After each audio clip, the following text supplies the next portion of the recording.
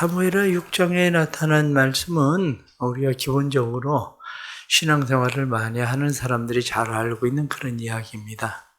다윗이 하나님의 궤를 예루살렘으로 옮기려고 하다가 우사가 궤를 잡는 바람에 죽음으로 인해서 하나님의 궤에 옮겨오기를 두려워하고 있다가 다시 또 오베데돔의 집에 하나님이 복을 주셨다는 이야기를 듣고 예루살렘으로 궤를 옮기는데 하나님 앞에서 춤을 추던 다윗의 옷이 벗겨짐으로 그가 하체가 드러났음에도 불구하고 춤을 추었다. 그런 이야기가 바로 오늘 성경 본문에 나타나는 그런 말씀이죠. 그동안 하나님의 궤가 어디로 갔는지 사라진 것처럼 하나님의 궤에 대한 이야기가 성경에 언급이 없었습니다. 블레셋 사람들에게 하나님의 궤를 빼앗겼다가 다시 그 궤가 돌아왔는데 그 궤가 돌아와서 그 다음에 그 궤가 어떻게 되었다는 이야기가 없었는데 오늘 성경에야 비로소 또 다시 그 궤가 하나님의 도성 예루살렘으로 옮겨지게 되는 그러한 이야기가 오늘 성경에 나타납니다. 그런데 여기 성경에 바알레 유다 이렇게 바알레 유다에 가서 이 바알레 유다라고 하는 이름하고 기리앗여아림이라고 하는 말은 같은 지명입니다. 그래서 하나님의 궤가 기리앗여아림으로 옮겨진 후에 그곳에 계속해서 머물러 있었죠. 사울이 한 차례 그 하나님의 궤가 있는 곳에 방문한 기록은 있지만 그 다음에 그런 기록이 전혀 없는 상태로 지금 세월이 벌써 많이 흘러갔습니다. 그런데 그곳에 하나님의 궤가 있었는데 성경에 나타나는 말씀을 보니까 오늘 아비나답의 집에서 이렇게 아비나답은 아마 레위인이기는 하였지만 아비나답은 제사장은 아니었을 거라고 보는 거예요. 왜냐하면 그의 아들들 아효, 우사 이 사람들이 제사장이 아니었던 걸로 보는 거죠. 왜냐하면 우사가 제사장이었더라면 그가 하나님의 궤를 붙잡아서도 죽지는 않았을 겁니다. 그런데 우사가 하나님의 궤를 붙잡았다가 죽은 것을 봐가지고는 이들이 하나님의 제사장은 아니었는데 레위 지파였을 것이다. 레위 지파였었는데 이들의 집에서 하나님의 궤가 그냥 방치되듯이 보관되어 있었다고 지금 보고 있는 상황이죠. 그래서 하나님의 궤를 마침내 다윗이 예루살렘으로 옮기기로 결정을 합니다. 1절에 나타나는 말씀 보니까 다윗이 이스라엘에서 뽑은 무리 3만 명을 다시 모으고 하나님의 궤를 옮기는 일에 중요한 이야기가 빠져 있다고 보는 거예요. 그게 뭐냐면 5장에 나타나는 말씀을 보면 5장 23절에도 다윗이 여호와께 여쭈니 이르시되 올라가지 말고 블레셋과 전쟁을 할 때에도 다윗은 물었어요. 하나님 앞에.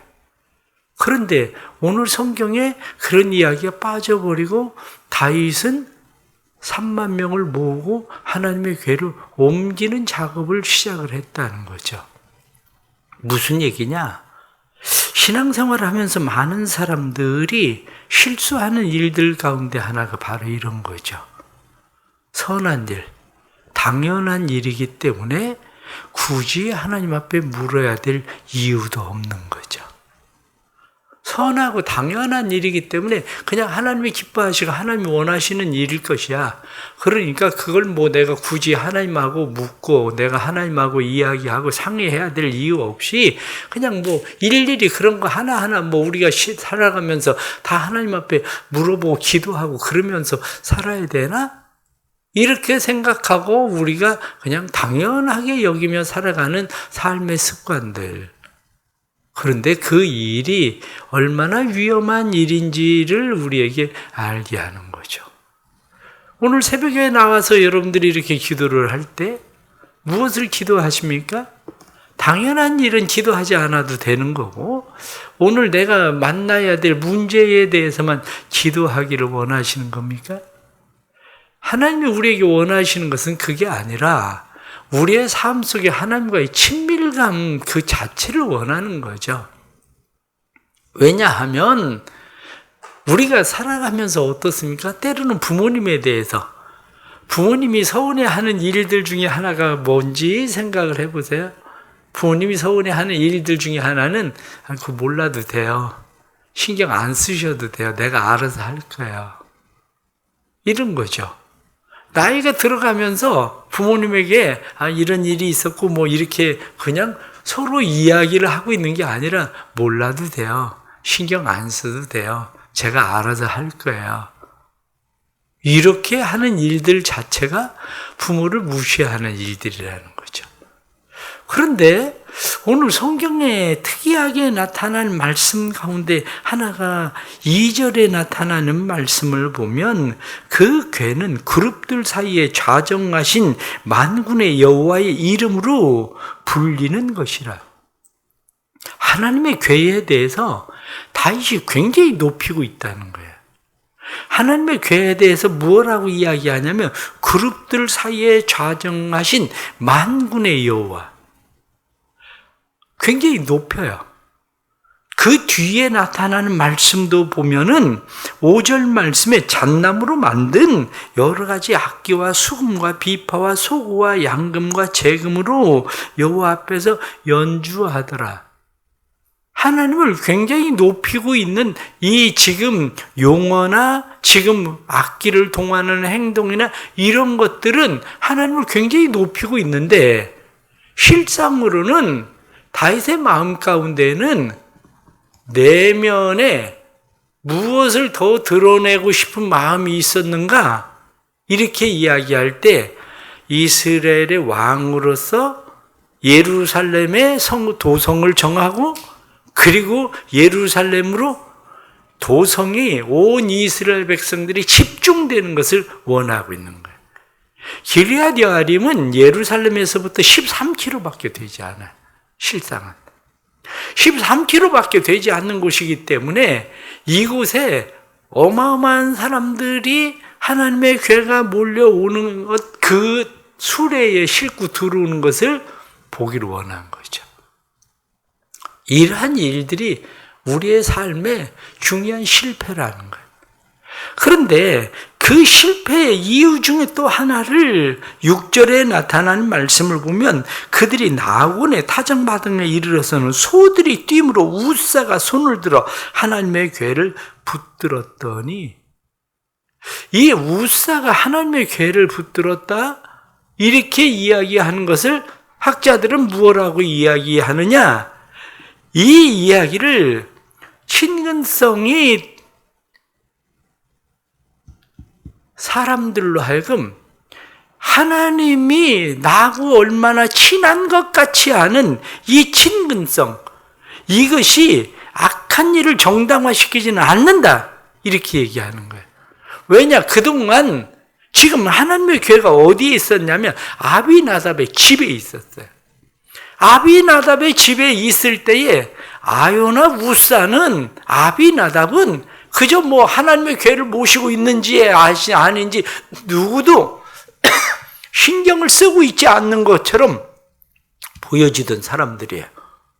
그런데 하나님의 궤가 수레에 싣고 아요는 앞서가고 우사는 뒤에 서고 그러면서 비로소 자신들의 존재감이 드러나기 시작한 거죠. 하나님과 우리가 얼마나 친밀한지 아냐? 우리가 그동안 하나님의 궤를 모시고 있었어. 사람들에게 그 친밀감을, 친근성을 드러내고 싶어 했다는 거예요.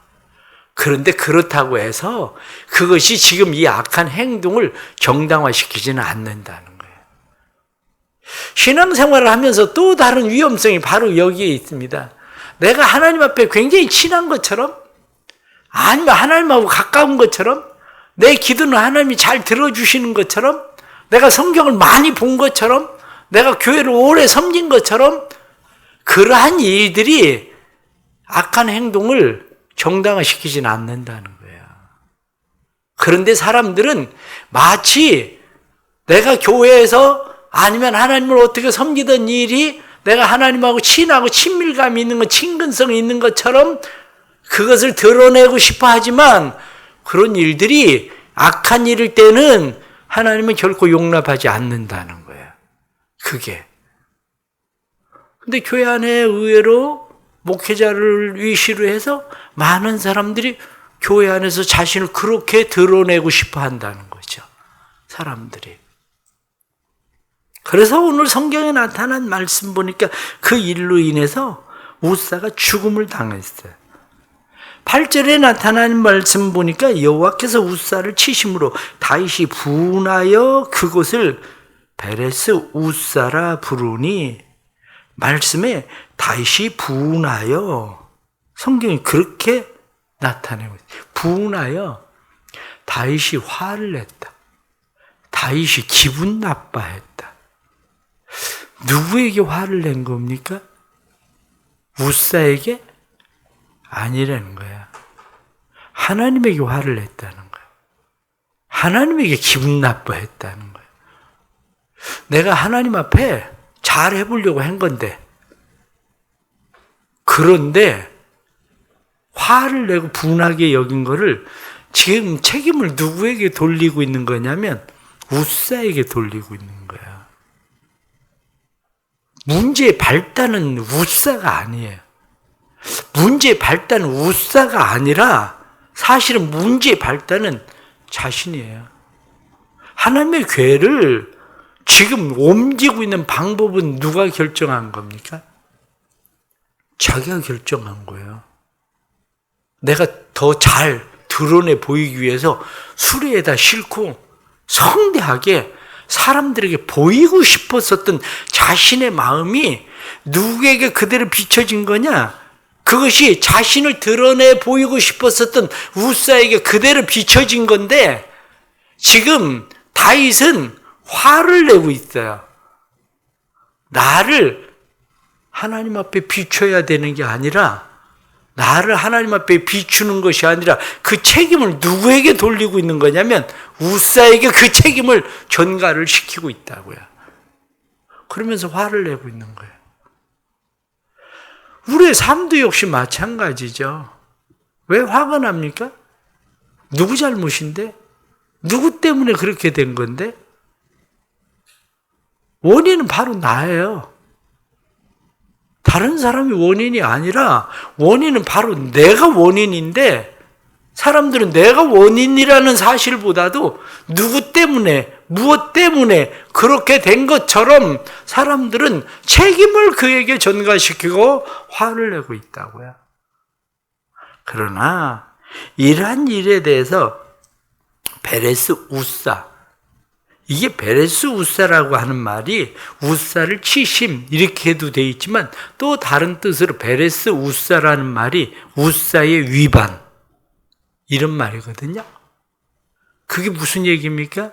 다윗의 위반이에요. 하나님의 궤를 옮기는 방법에 대해서 다윗이 위반했어요.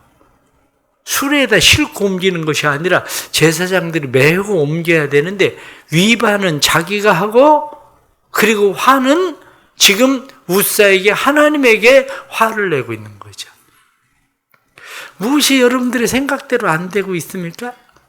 그래서 하나님에게 화가 납니까? 아니면 누구 때문에 그 일이 안 됐다고 생각합니까? 천만에요. 그게 아니라 발단은 바로 나 자신입니다. 나 때문에 일이 안 된 거고요. 나 때문에 일이 그르쳐진 거지 하나님에게 화낼 일이 아니라, 위반은 누가 했느냐? 위반은 바로 나 자신이 그 일에 대해서 위반한 것이라는 거죠. 그래서 마침내 하나님의 궤에 가져오는 일을 두려워하여 9절 말씀에, 그래서 두려워했습니다. 두려워해서 그 궤가 오벳에돔의 집으로 메어 간지라.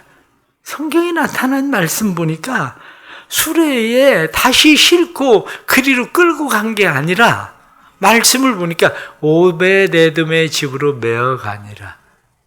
하나님의 궤를 메어서 그곳에 갔다는 거예요. 자기에게 들어오는 일은 상대하게 보이고 싶었는데 하나님의 궤를 오베데돔의 집으로 근처로 갈 때는 메어 갔어요.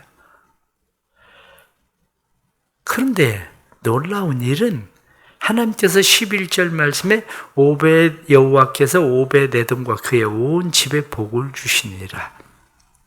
그렇게 되어 있습니다. 요세푸스는 이 이야기를 신앙심은 번영의 가장 중요한 친구다. 그렇게 이야기합니다. 진짜 번영하는 일은 신앙심이라는 거예요. 하나님을 경외함. 비교적으로 생각되는 것이 뭐냐면 조금 전에 나타났었던 아비나답의 집에는 하나님의 궤가 그렇게 오랫동안 있었는데 왜 아비나답의 집은 복을 못 받았을까요? 오베데돔의 집은 겨우 석 달 동안 하나님의 궤가 머물러 있었는데 왜 오베데돔의 집이 복을 받았을까요? 오베데돔이라고 하는 이 말의 뜻이 뭐냐면 에돔 사람을 섬기는 자, 이런 얘기거든요. 에돔 사람을 섬기는 자라는 뜻을 가지고 있는 오베데돔의 집에 하나님의 궤가 들어갔어요. 그런데 에돔 사람을 섬기는 자라고 이야기하던 오베데돔이 이제는 에돔 사람을 섬기는 자가 아니라 그는 하나님을 섬기는 자, 진실로 하나님의 궤가 감히 우리 집에 들어올 수도 없는 집이라고 생각을 했는데 그 집으로 하나님의 궤가 들어왔거든요. 하나님의 궤, 그것이 들어왔을 때 하나님을 진실로 섬기는 자, 그때 보게 됩니다. 교회를 오래 다녔다고 복 받는 거 아닙니다. 40년 동안 하나님의 궤가 그곳에 가서 머물러도 우리 우리 아버지 때부터 우리 할아버지 때부터 우리 신앙생활하는 집이야. 천만에요. 그런다고 해서 복을 받는 게 아닙니다. 하나님을 경외하면 참된 신앙심이 없이는 하나님의 복이 머무르지 않아요. 오베데돔의 집이 왜 3개월 만에 복을 받았나? 그 이야기를 다시 뒤에서 나오는 이야기가 성경에 다윗이 무엇이라고 이야기하느냐면 그가 내 아버지와 그의 온 집을 버리시고 나를 택하사 나를 여호와의 백성 이스라엘의 주권자로 삼으셨으니 내가 여호와 앞에서 뛰놀리라. 다윗이 돌아온 자세가 바로 이거예요. 하나님의 궤를 섬긴다는 게 뭐냐? 이렇게 이야기할 때 하나님의 궤를 섬긴다는 자세가 자신을 드러내기 위해서 술에 싣고 끌고 오는 게 아니고 하나님이 내게 베푸르신 은혜가 말씀에 나타나는 것처럼 이스라엘의 목동에 불과한 나를 하나님께서 주권자로 삼으셨는데 바로 이 마음이라고요. 에돔 사람을 섬기는 사람에 불과하던 내가 우리 집에 하나님의 궤가 들어왔다는 사실 자체만으로도 그것을 영광스럽게 생각하고 그리고 하나님의 궤를 섬기던 오베데돔의 집에 하나님의 은혜와 복을 주셨다는 거예요. 잠언엔 성경엔 그것을 뭐라고 이야기하느냐? 지혜의 왼손에는 부귀가 있느니라. 그렇게 말씀하는 거예요. 그게. 또 오늘 나타나는 이 말씀 가운데에 우리가 다시 보게 되는 것은 다윗이 실패를 넘어서기 시작하죠. 하나님의 궤가 오베데돔의 집에 머물면서 그 집에 복을 받았다는 이야기를 듣고 다시 모셔와야 되겠다. 그리고 하나님의 궤를 모셔옵니다. 그래서 성경 15절 말씀에 여호와의 궤를 메어 오니라. 이렇게 표현해요. 메어 오니라. 그렇습니다. 처음 마음이 중요해요. 실패를 넘어서는 게 중요합니다. 실패를 넘어서는 일에 대해서 무엇라고 이야기하느냐? 실패를 넘어서는 중요한 요소 3가지가 있다. 첫 번째는 사랑, 두 번째는 열정, 세 번째는 믿음. 사랑하는 사람은 실패를 두려워하지 않는다는 거예요. 열정이 있는 사람은 실패를 두려워하지 않는다는 거예요.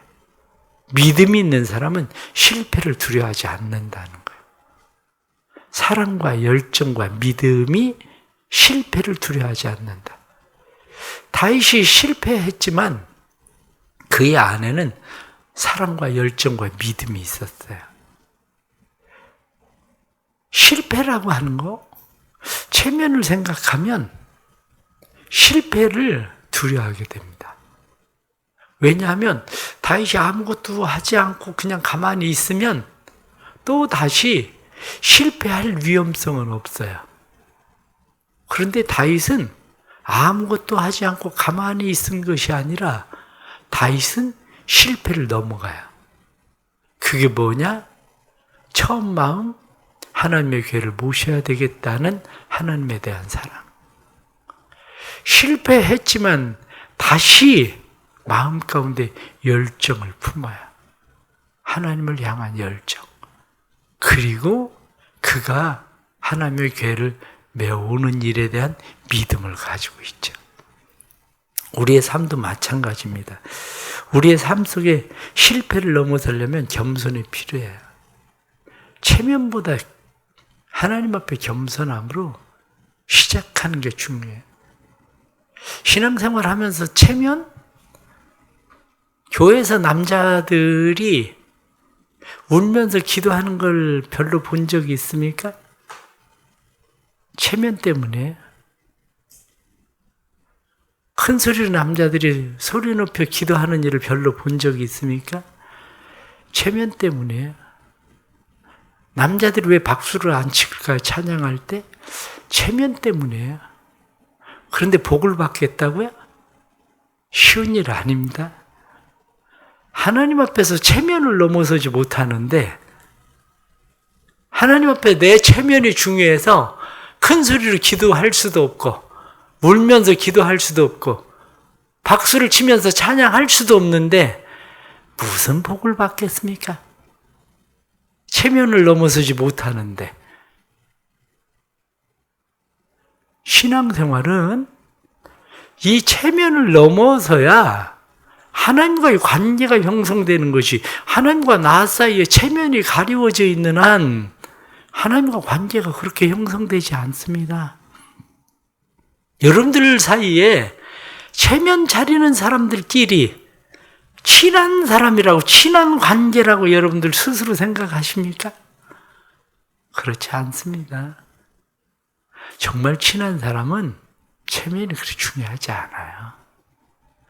하나님과의 친밀감, 그것이 때로는 우리를 실패하게도 하지만 하나님의 친밀감이 없이 우리의 삶이 하나님께로부터 복을 받을 수 있는 신앙생활이 될까? 그것은 지극히 어려운 일입니다. 왜냐? 오늘 성경 다윗이 그것을 무엇라고 이야기합니까? 22절 말씀 보니까 내가 이보다 더 낮아져서 스스로 천하게 보일지라도 내가 말한 바 계집종에게서는 내가 높임을 받으리라. 내가 하나님 앞에서 체면이 중요한 게 아니야. 바로 그 얘기하고 있는 거죠. 오늘 나타내는 이런 여러 가지 말씀들을 우리가 보면서 우리는 하나님 앞에 우리는 지금 어떻게 우리가 서 있나? 신앙생활 너무 오래 해서 하나님하고 친밀하다고 생각하는데 그 친밀함이 죄가 되고 있지는 않습니까?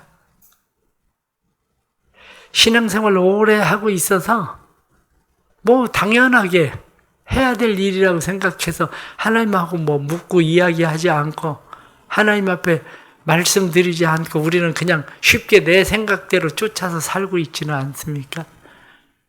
하나님 앞에 친하다고 생각을 하는데 여전히 내 체면이 항상 앞서서 하나님과의 친밀감이 어디로 갔는지 사라지는 신앙생활을 하고 있지는 않은지 우리 자신을 다시 한번 살펴볼 수 있는 그러한 은혜가 있기를 간절히 바랍니다. 기도하겠습니다. 하나님 아버지, 우리의 삶에도 실패를 넘어서기를 원합니다. 다윗이 하나님을 사랑하던 마음, 하나님을 향한 열정 뿐만 아니라 다윗이 하나님에 대한 온전한 믿음, 저희들에게도 그 은혜를 주옵소서. 그래서 오베데돔의 집에 석 달 동안 하나님의 괴가 머물렀는데 하나님을 경외하는 그 경외심, 하나님을 존중히 여기는 존중감, 이런 모든 것들이 하나님에게로부터 복을 받는 일들이라는 것을 저희들이 깨닫게 해주시고, 너무 하나님 앞에 친밀하다고 생각해서 예배가 그저 우리의 복장이나 때로는 우리의 태도나 그리고 우리의 삶의 모습들이 당연하게 되어져 버린 그러한 습관화되어진 예배는 아닌지 우리 자신을 다시 살피게 해주시고, 저희들로 하여금 온전한 친밀감으로 하나님을 경외함으로 하나님을 섬길 수 있도록 도와주옵소서. 다윗에게 은혜를 베푸셨던 하나님, 오베데돔의 집에 은혜를 베푸셨던 하나님, 저희들의 삶에도 그 은혜를 만나길 원합니다. 다시 실패를 넘어서 다윗이 하나님의 궤를 메어오던 것처럼 오늘부터 시작해서 또 다시 하나님의 궤를 메어오는 그런 믿음의 자세가 저희들에게 생기도록 도와주옵소서. 그래서 우리의 삶 속에 역사하시는 하나님을 보게 해주시고 하나님의 일하심을 경험하게 하시는 역사가 삶에 나타나게 해주옵소서. 대전에 또 코로나가 많이 하나님 발생하고 있는데 지켜주시고 보호해 주옵소서. 대전이라는 도성등이 하나님의 손 안에 있게 해주시고 이 나라가 하나님의 손 안에 있게 해주셔서 이 나라와 그리고 대전이 또 하나님의 은혜 가운데 특별히 우리 대성교회 하나님 은혜 베풀어 주시고 대성교회가 하나님의 은혜 가운데 고센 땅과 같이 하나님이 지키시고 보호하시는 장막이 되도록 도와주옵소서. 오늘 하루도 하나님 앞에 새벽에 묻고 하나님 앞에 의논하고 하나님 앞에 이야기하며 하루를 시작하는 성도들 축복하시고 이들의 삶의 시작이 주님과 동행하는 주님이 인도하시는 삶을 보게 해 주옵소서. 1,000번째 예물 드립니다. 믿음의 예물에 복을 주시고 이들의 마음과 정성을 주께서 받으시고 오베데돔의 집에 복을 주시던 것처럼 하나님의 은혜의 복이 넘치게 해 주옵소서. 예수님의 이름 받들어 기도드리옵나이다. 아멘.